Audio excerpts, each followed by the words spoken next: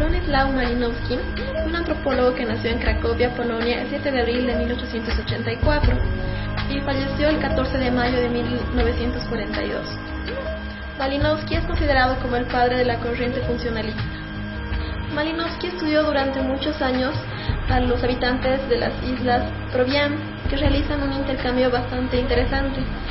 Los pobladores que viven en la isla del sur intercambian objetos ceremoniales que consisten en manillas, mientras que los pobladores de las islas del norte intercambian objetos que consisten en collares. Los pobladores nunca mantienen en su poder durante mucho tiempo los objetos intercambiados, sino que estos van rotando cada cierto tiempo entre los diferentes pobladores. Los objetos intercambiados durante este ritual no tienen un fin utilitario, más bien tienen un fin ceremonial, un reconocimiento social y de prestigio. A continuación, para tener una idea más clara sobre lo que es el hula, les mostraremos un video descargado de la red.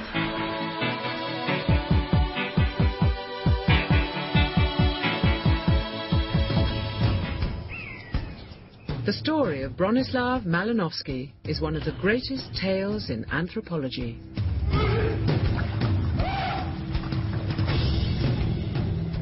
Almost 100 years ago, his short visit to some remote islands of Papua New Guinea turned into a 4-year odyssey. Here, Malinowski started a revolution in anthropology.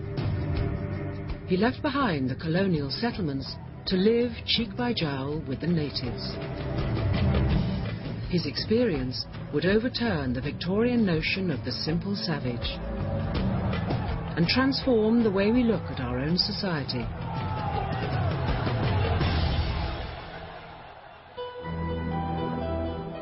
But with the publication of his private diaries in 1967, a complex truth about the man began to come out. Who really was Malinowski, and what drove him to become the founder and hero of modern social anthropology?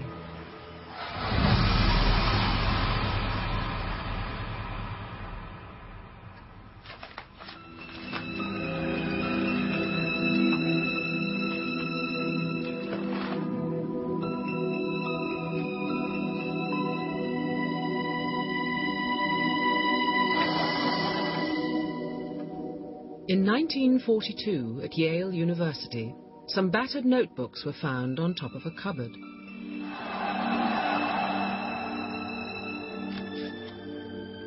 They were the private diaries of Bronislaw Malinowski, the man who founded modern social anthropology. For a further 25 years, these diaries were a closely guarded secret, until 1967, when their publication sent shockwaves through the world of anthropology. His attitude was rather unpleasant and rather superior, and not an ideal model for younger anthropologists. The diaries from this hero was shown to have feet of clay, to be a lustful, indiscreet, arrogant, lying, racist at times. He was all the things that they wished he wasn't.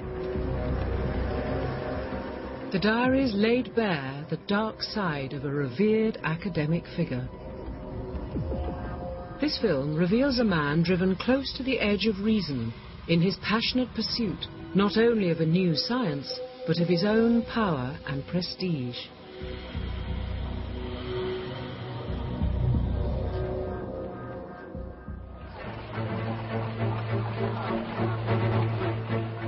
London, 1910. The bustling hub of the British Empire and the greatest city in the world. That March, a poor but well-born young Pole arrived and fell in love. My Anglomania has become something more akin to a mystic cult, worshipping at the altar of British culture. Fascinated by England's social structure, Malinowski desired to be part of the upper classes. I both admire and fear the English way of life. its elegance and refinement. Indeed, they are the very aristocracy of the nations. A highly superior nation where one is only tolerated if one is amusing. His surviving daughter and great-grandson bear out his desire for acceptance. There's a photograph of him at a dinner party, and he's obviously very pleased that he's with Sir Thingamy and Lord Whatnot and the Duchess of Blah, and who's to blame him? Yeah. Me. You. Okay, well, you're an American. You can't help yourself.